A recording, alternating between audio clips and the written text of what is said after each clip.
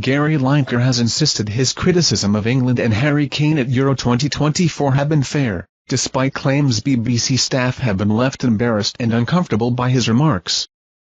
Lineker caused controversy earlier in the tournament when he called England's 1-1 draw with Denmark and criticized manager Gareth Southgate's tactics. "I mean, you can think of all sorts of words and expletives if you like, but it was Lineker said on the Rest is Football podcast.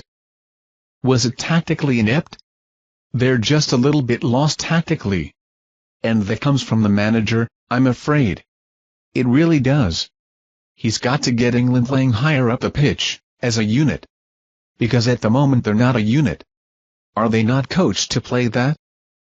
His comments drew responses from both Southgate and Kane, with the manager dismissing them as not important. Kane, meanwhile, hit back and suggested ex-players like Lineker should know better than to make such comments. And a report from The Telegraph earlier this week suggested BBC staff who have been dealing with Southgate on a regular basis throughout the tournament were left feeling uncomfortable and embarrassed by the furore. However, Lineker has doubled down on his criticism ahead of the final, insisting his comments were fair and that England's early performances were not up to scratch.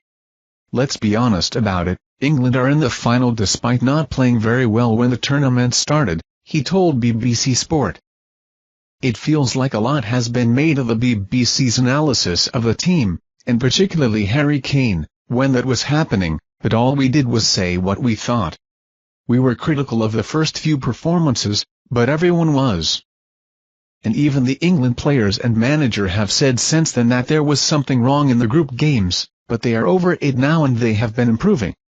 On the BBC, we were basically just saying that too.